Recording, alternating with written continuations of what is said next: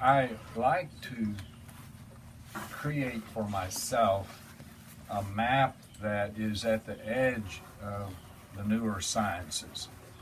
And my reason for doing that is I propose that all of us have an inner scientist inside, sitting in our inner council, whether we think of it that way or not. Sometimes we call it a critic, sometimes a skeptic, and so on. But basically, being children of our culture, we all have this inner scientist who wants evidence that something important is happening. Hold on a second.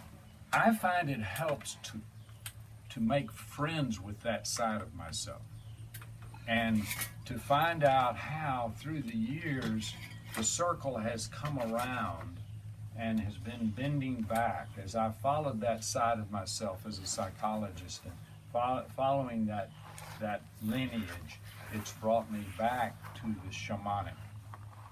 And also it goes the other way, so that you can look at the Toltecs, for example, and Berhard himself was very curious, and he would at times take off that big black hat with a silver eagle on it and say, okay, now I want you to be a therapist. So there's this in the best of the indigenous people, there's this curiosity about a scientific perspective. So in that spirit, I want to talk a little bit this morning about the eco-brain, E-C-O-B-R-A-I-N, the eco-brain. And this is a conversation that I've been having over the last few years as a part of a team teaching in neuroscience. And the term eco-brain comes from the word ecology. I was on the golf course the other day, and a school teacher that I was playing with said, "I've heard you're a psychotherapist or what is it you do?" That's always a trick question. I was asked that question by a Texas state senator in a hearing at the Capitol, in which I had to testify as to what that is, and that was not a pretty thing. So the word eco comes from the Greek word oikos. Oikos, if you, on the streets of Athens today, that word would be used simultaneously with house, family, and community. So eco really means community in its deepest sense. And logos, coupled with eco, logos is in the Christian tradition translated as word. The first phrase of the Gospel of John in Greek is in arachne hoi logos, in the beginning was the word. But Viktor Frankl came along and translated it as meaning, and he wrote a great little book called Logotherapy, in which he talked about surviving Mary Sue in a concentration camp through finding meaning within the process, no matter how terrible it was. But in a deeper sense, some people translate that, in some Greek people translate it as coherence. Coherence. So if you put that together, ecology is community coherence. So my friend on the golf course said, what does that have to do with psychology? And I said, well, I think it's more accurate for me, at least, to describe my inner world as an ecology rather than a psychology. Why? Because there's no such thing as an individual, purely individual entity within the universe. Everything is deeply, deeply intertwined. And so our inner ecology, our inner neural system, is so deeply connected that it's misleading to think of ourselves in an individualistic way. And Carl Jung called his psychology the psychology of individuation.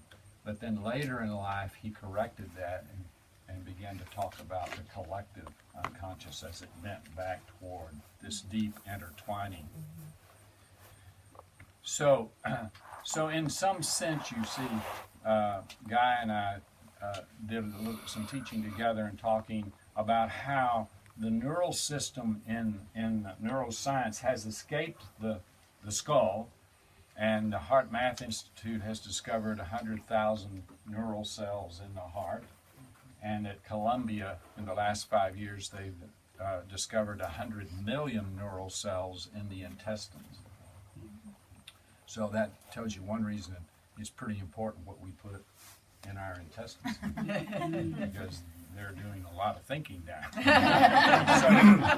And you see, in some sense, we are a community.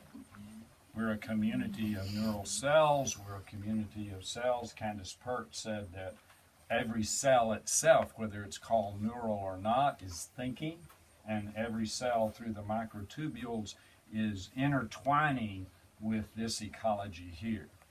So when I use the term eco-brain, I'm talking about this communion, this community of coherence. Of course, we know, as we look at the culture around us, now culture is not separate from nature. This is a very important point, because in mainline academia, you have culture over here and nature over there, right? And that speaks to the split that we have, a split in knowing in Western civilization, because culture is really a subdivision of nature, because everything is inside nature. But some things are at the edge of the natural order, and some are at the core. And that's why I wrote the book, Wild Heart, so that I was trying to communicate that one of the reasons we come here is the wild heart is that dimension of our life that is in communion with that which is beyond our control. I'll say that again. The wild heart is that aspect of our life that is in deep communion with that which is beyond our control. So we have to grow up and learn how to protect and control ourselves, and then nature plays a trick and says you have to start letting go of that. Guy and I were talking just a moment ago. There's another trick. You know, we have these deep experiences, and you just step into this field here, and you have begin to have a deeper experience. And at the same time, as soon as you start to talk about it, it starts to dwindle, right? So it's this human task. We have to talk about that about which we cannot talk. That's so like we have dreams, and as soon as we talk about them, we're losing something, but we're gaining something. That's our task as humans, and that's the way the eco-brain works. Okay, so that gives you a background. Now the question then, since we grew up as children of the culture, it's very difficult for us to begin to let go of the fact that we're over here and nature's over there. So when we talk about coming here to Deer Dancer, these voices that come up and say, "Oh, don't go. You got to get together. You got that going on." And the reason is those voices are not really schooled very well in being out where we're not in control. So one of the things that happens here, we know that, and we need to keep our eyes open, because in some sense we're not the top predator here. So the timber rattlesnakes, for example, might have something to say about that. And so, some of you have been to Glacier National Park. And so the feeling Judith and I had there was, what does it feel like when we're not the top predator? So when we were in the presence of a grizzly bear, it felt very different than in front of our television set. Very different. So what we're wanting to do in our practices is slowly begin to learn more and more about how to be both protective of ourselves and realize that the vast majority of our life is really beyond our control. And so we come here to learn how to do that better. Now, another aspect of talking about this eco-brain, or this interface between our inner world and the outer world, it lies in the whole notion of fields. So,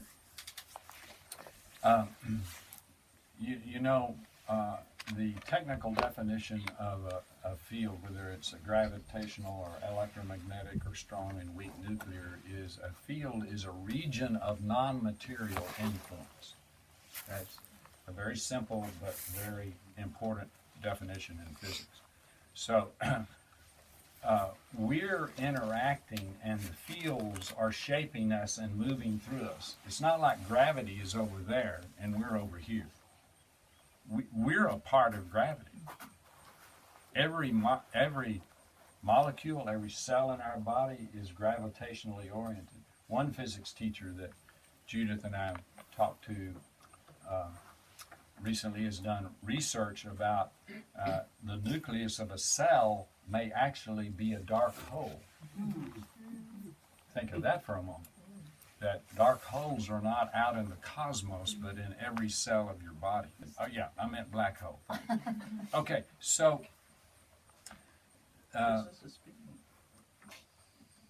here's the way I've constructed that with the help of David Baum and others, so that there is a movement from down under. We could do this from top down or whatever, but we got to talk about it, so I'll talk about it from coming, what he calls from the implicate order. And the implicate within the universe comes through to us, and as it comes through, it moves through chaos and confusion, and then takes a particular form that he calls the explicate order.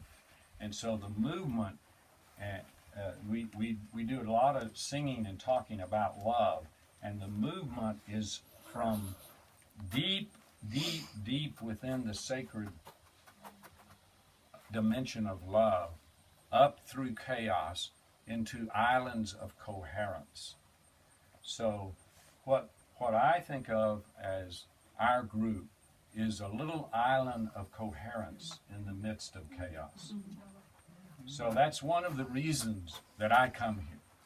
I come here because right now the world is full of chaos, as predicted by many of the indigenous prophecies. And we're moving through that. We're moving through that. But in order to move through that, I like to have moments of coherence. At times, almost pure coherence, when I experience the deep love that we have for each other. Now, I'm going to talk later in the story. If we live together every day, it might not be so coherent. but nevertheless, we are who we are, and we have the structures that we've created, and it gives us the experience of coherence, which in some ways might be thought of as another way to talk about love.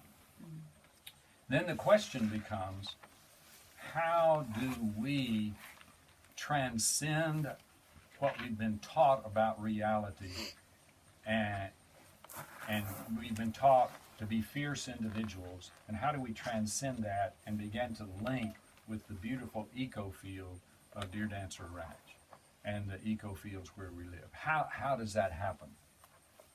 And one of the ways it happens is deep embedded in your brain, but not necessarily a part of your brain, is a little pine cone, right? And this pine cone is called pine, P-I-N-E-A-L, pineal. And it's not really a part of your traditional brain. In fact, neuroscientists don't quite know what to do with it because it's focused right in the middle. The guy's telling me, I guess he's done this, you drill down from either side and then you drill from the top, right? And pretty soon you Carefully. And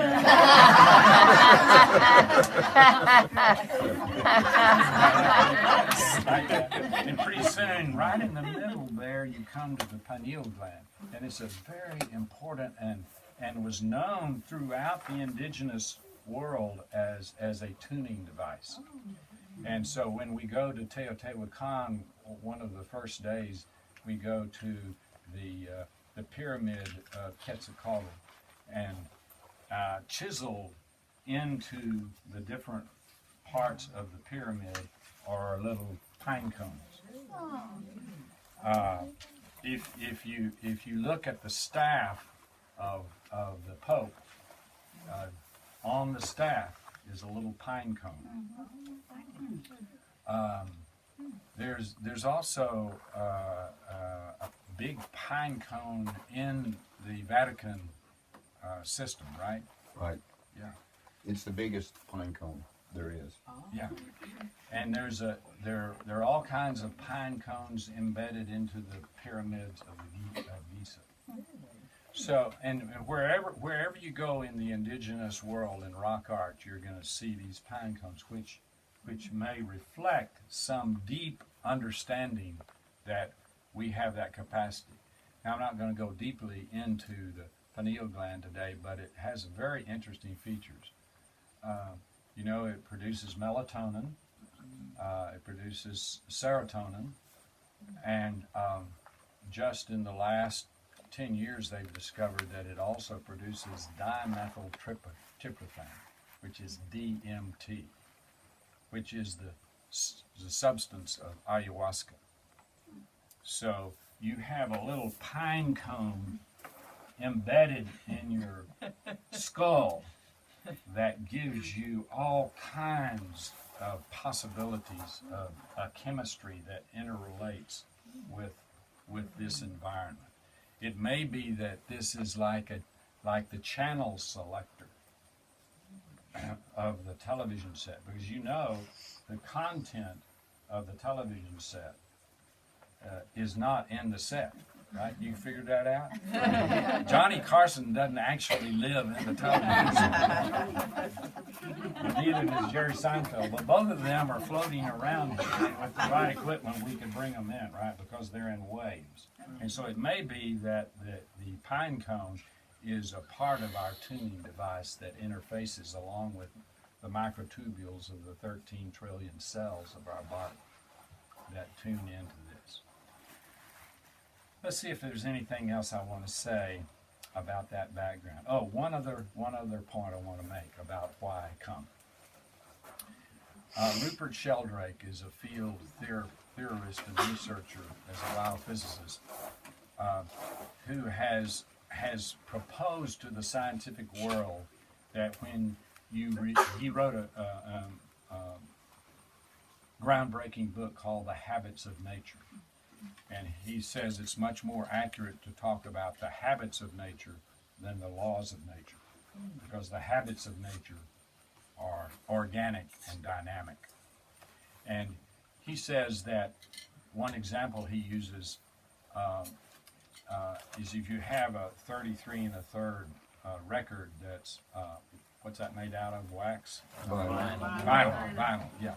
So that if you repeat an action over and over, it takes a while to make a groove in the vinyl field of the system of fields that we're in. So once it's repeated over and over again, it begins to have a sense of power, whether it's a good habit or a not so good habit. So we know, for example, that if you get in the habit of returning emails late at night, that can be a problem. But if you've noticed, if you do that very often, you'll have this urge to do it, whether you need to or not. And that's a point that he's making. So one of the reasons after 23 years that we come back is that we're creating grooves in this eco field here at Deer Dancer. So those of you who are here at Deer Dancer for the first time, you may notice that when you come through the gate, you begin to feel something different, right? You're shaking your head, yes.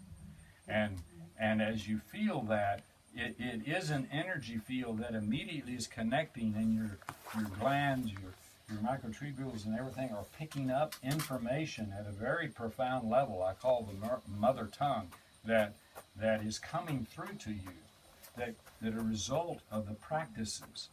I mentioned yesterday in the Sweat Lodge, we're indebted to Jack and Allison White because they pay the bills, right?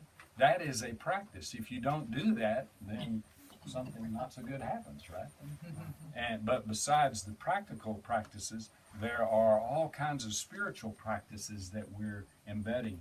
Another thing that happens in an eco field like this, and you can see this when we had the Vision Quest over at the land that Judith and I share in the spring, so that immediately you begin to pick up, if you've never been there before, you pick up on the grooves that are happening there. So you have this same potential in your house. You create grooves in the ecology of your house through your art and all kinds of experiences that you have.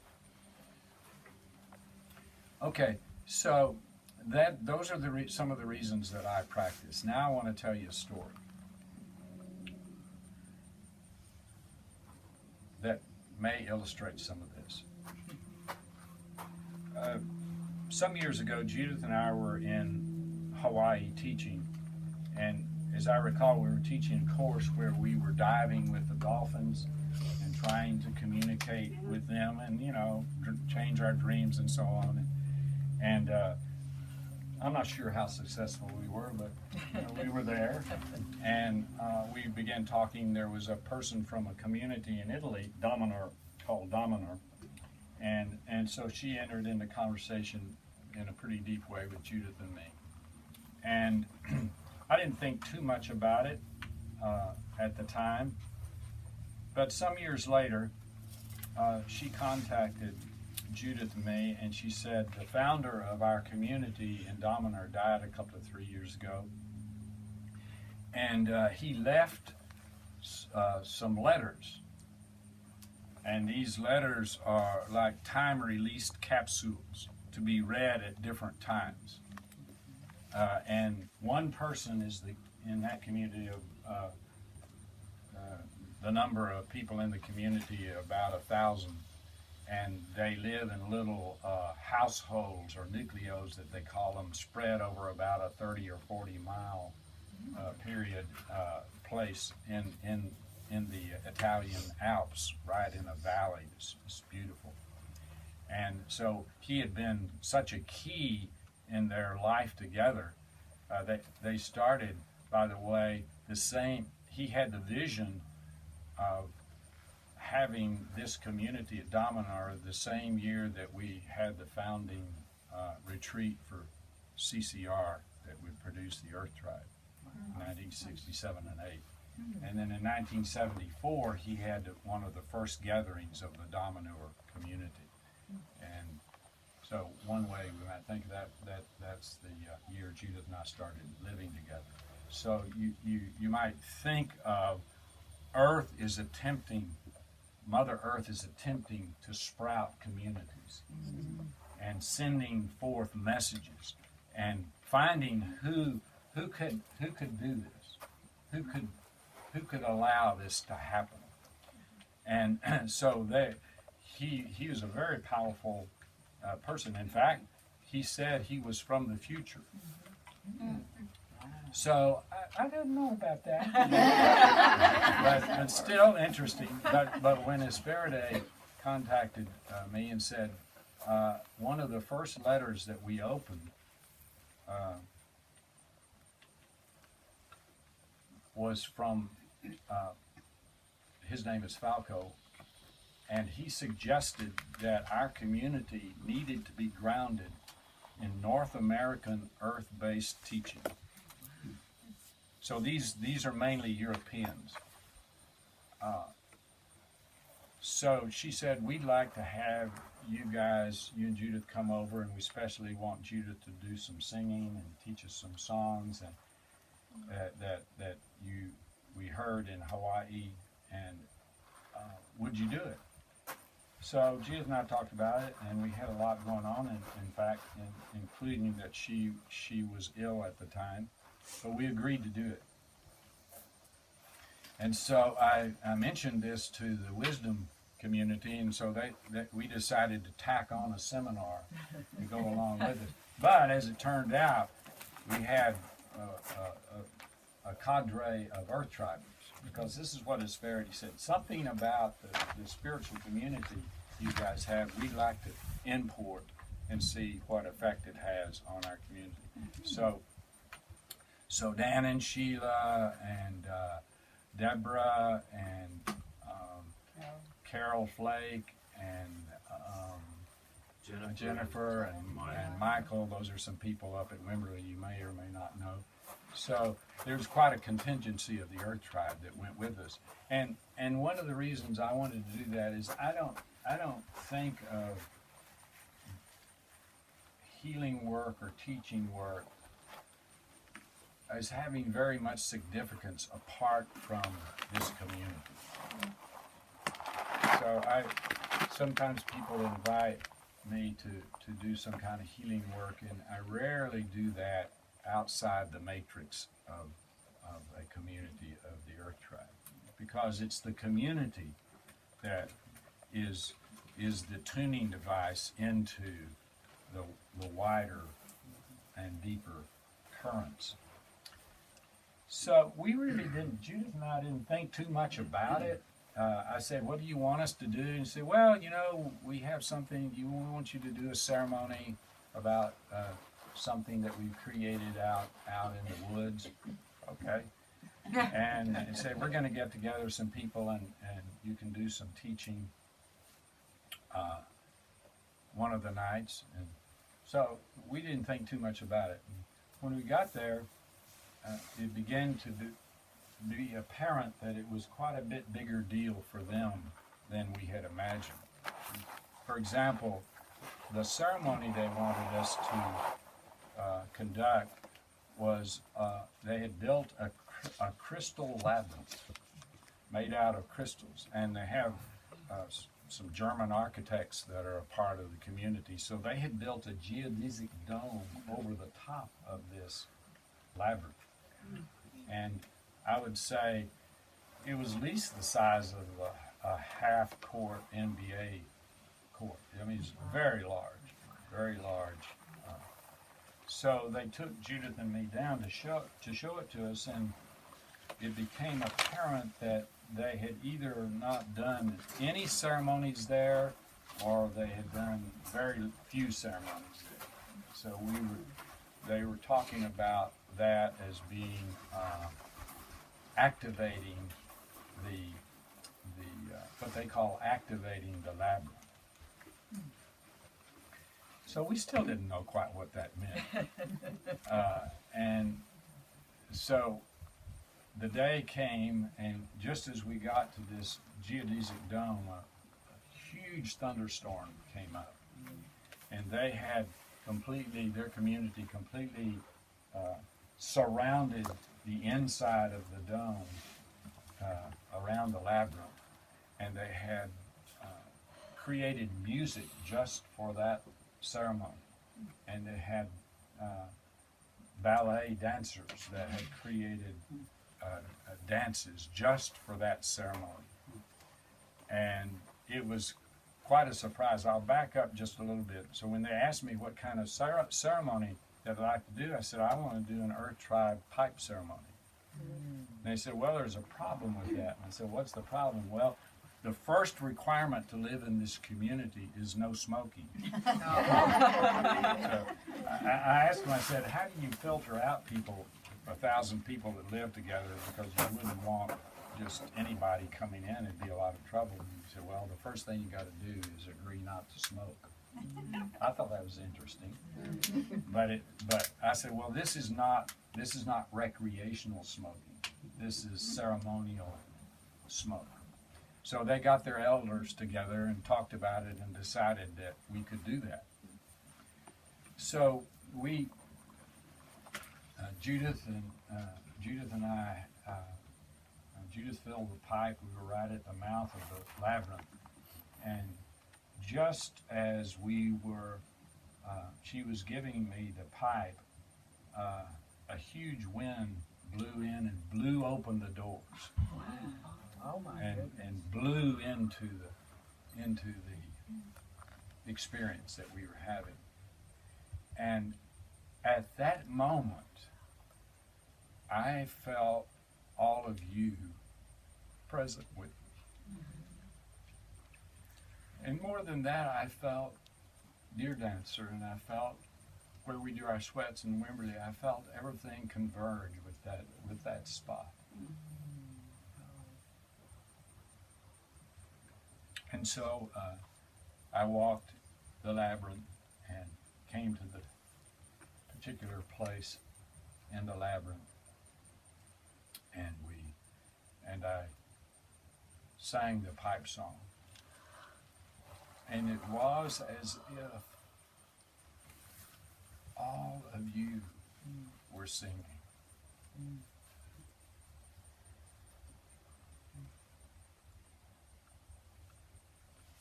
And is it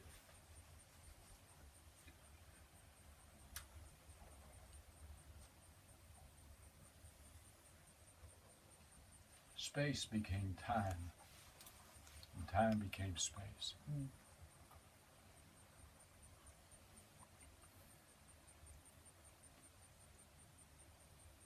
And all of the brothers and sisters gathered around that labyrinth were our brothers and sisters.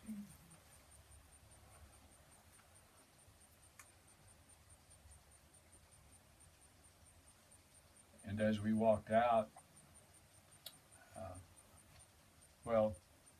at the end of that ceremony, the woman who was the keeper of the letters that Taegel wrote, her name was Piovra.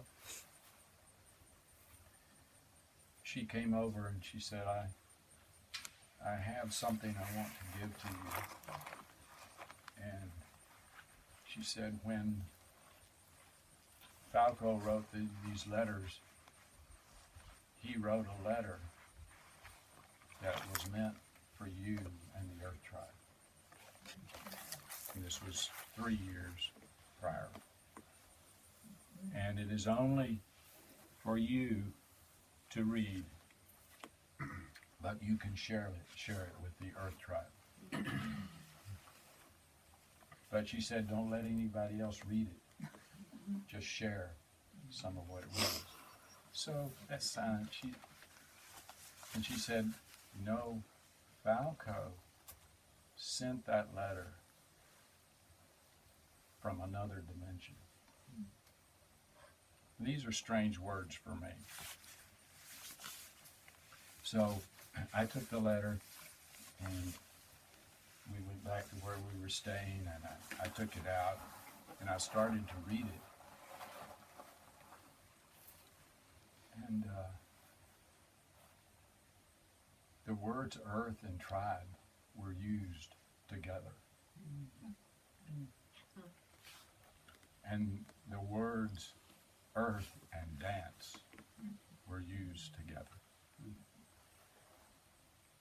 And there were several other references that related to me as a person, as a representative of you, that took my breath away.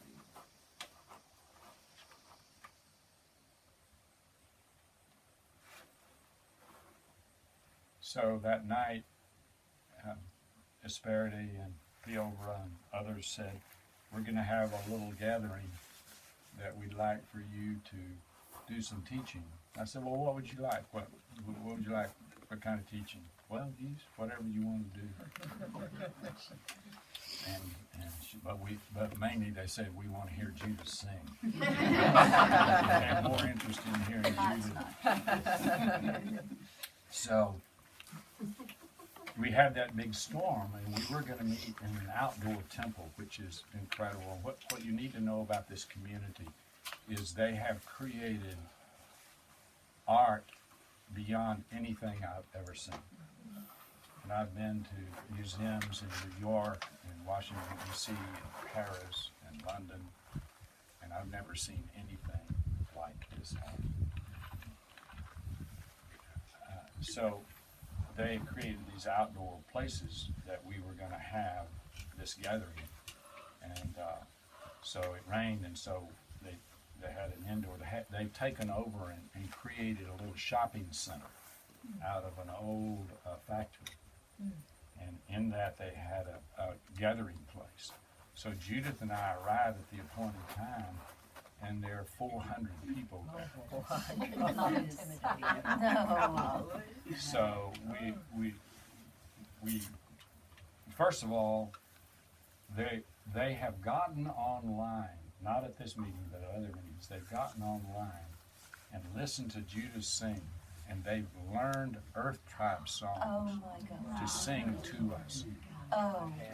Oh. So we're looking at each other, and Pan and Sheila and everyone else was saying, "What? What is this?" And so I started to talk, and whatever I'd planned to say, I just told the Earth Tribe story.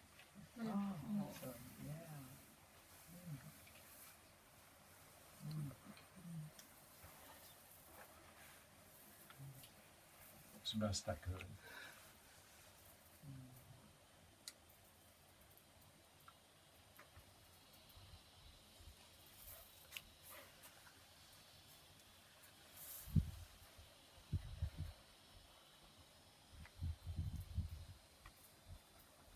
Two times in my life, I've experienced two dimensions, two ways I've experienced that kind of coherence.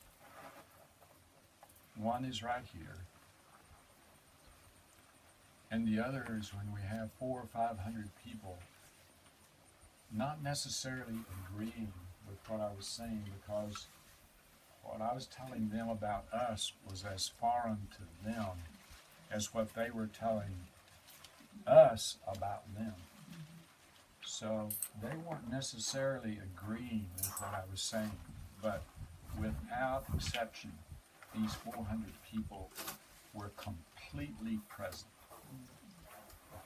And feeling that kind of coherence is, with that many people, is something that I'll treasure all of my life. Because the gift of you, the gift of us, was received with such complete willingness to listen.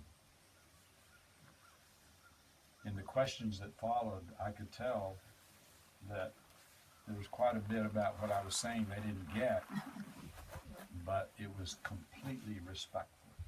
Tell them about the little card from the little girl. This was so amazing. This was a huge audience, and they were meeting. They have these community meetings once a month or something, so they were meeting in that context too. And Will was speaking, and not too far down from the stage, there was a little family, and there was a little girl, and you could tell she was doing something. You know how little kids, I mean, she was probably 5 years old, and they get bored with stuff, and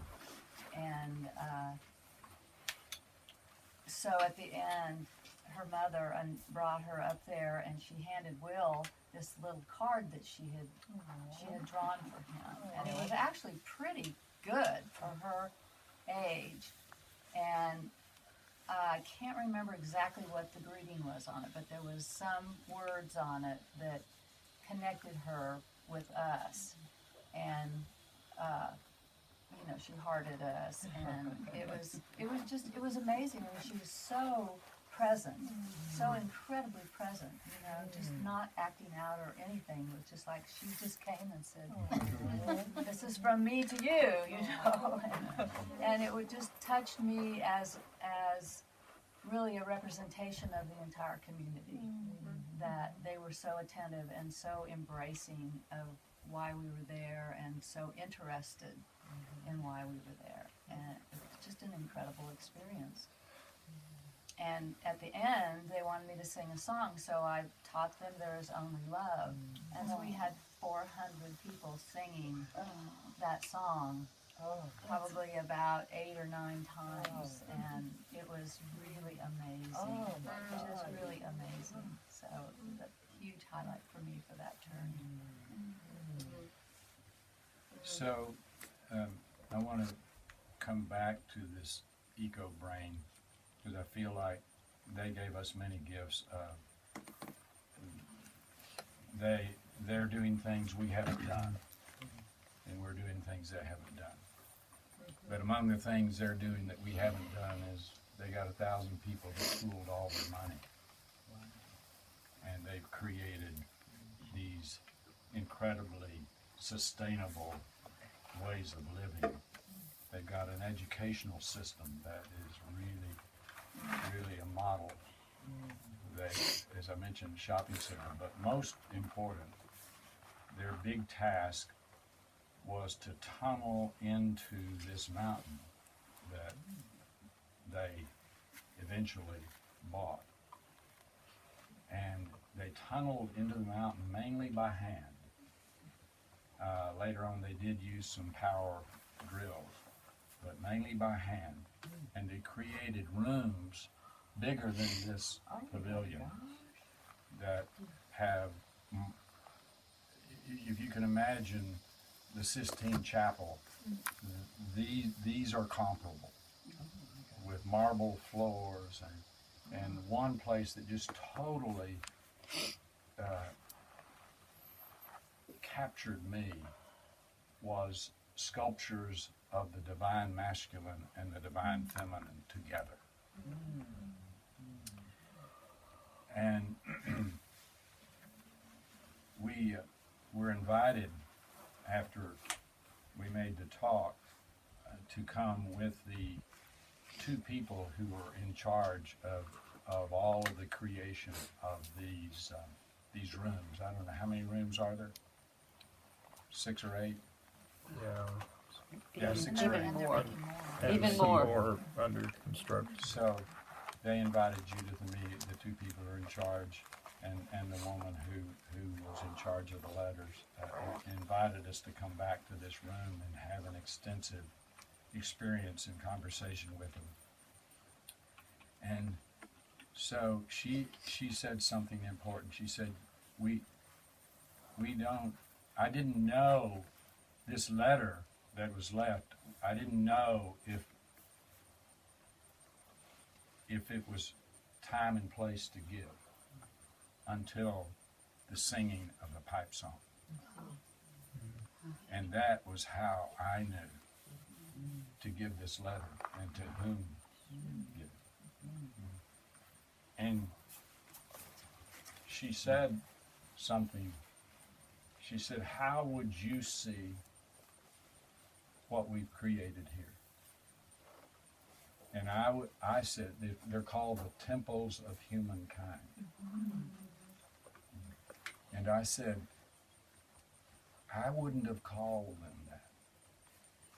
Because I would say, from an Earth Tribe perspective, that the mountain invited you into her vagina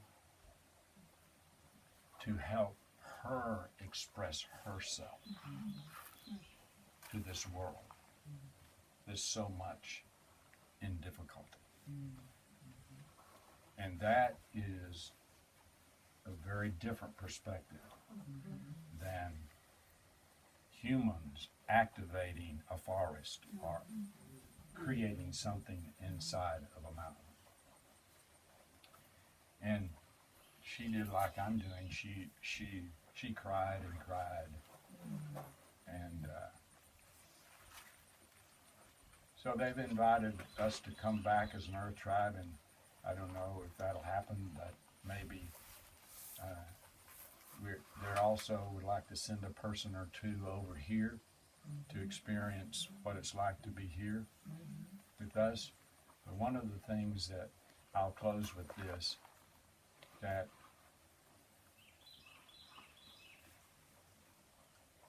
one of the important elders had been the head of an organization called Global Eco Village Networks. And this is an organization that brings together communities like this from all around the planet in a kind of a network. And I said to her, about how many communities are in this organization? And she said, well over 1,000. So this is what I want to say to us today. We've been thinking we're alone, but we're not. We might have been thinking we're special, but we're not. We're a part of a synchronic line of the earth bringing forth islands of coherence all through her skin, which happened once before with the pyramids of the earth. But now, in this time of total confusion and chaos, springs these communities and circles of hope.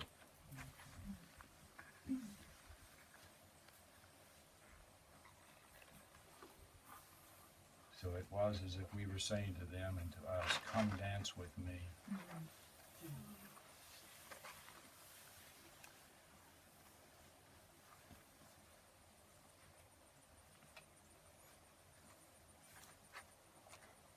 It's time to be free.